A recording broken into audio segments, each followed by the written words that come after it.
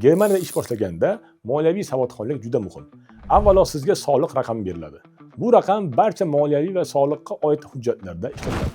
Maoshingizdan avtomatik ravishda soliq va ijtimoiy sug'urta badallari ushlab qolinadi. Germaniyada soliqlar va ijtimoiy sug'urta tizimi ancha murakkab, ammo ularni tushunish sizning moliyaviy barqarorligingiz uchun zarur.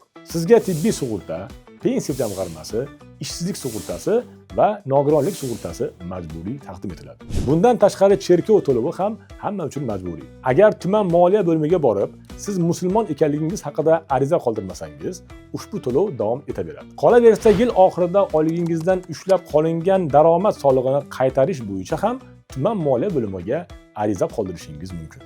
Bank hisob raqami ochish ham juda muhim. Odatda Germaniyada bank kartalari orqali barcha to'lovlar amalga oshiriladi. Kredit olish yoki moliyaviy xizmatlardan foydalanishda ehtiyotkor bo'ling.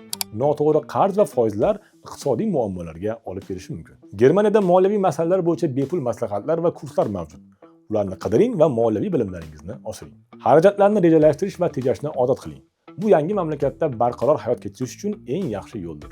Har oy oyligingizni kamida bir qismini jamg'arma sifatida saqlab boring. Favqulodda holatlar, safar yoki oilangizga yordam kerak bo'lishi mumkin. Har xil do'konlardan e'lon qilingan chegirma aksiyalarga befarq bo'lmang.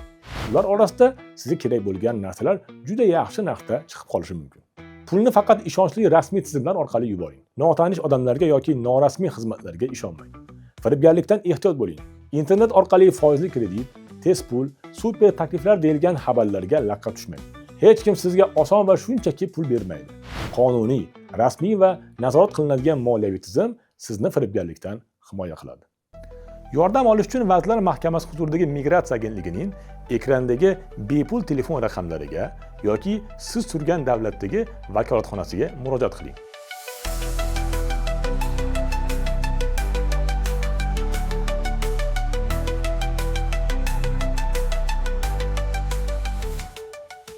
Agentlik vakolatxonalari mavjud bo'lmagan xorijiy davlatlarda fuqarolarga O'zbekiston Respublikasining xorijdagi diplomatik vakolatxonalari va konsullik muassasalari orqali yordam ko'rsatiladi.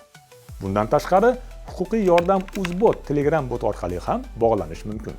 Agar O'zbekistonda bo'lsangiz, 1282 qisqa raqami yoki +99871 202 3355 raqamiga murojaat qiling.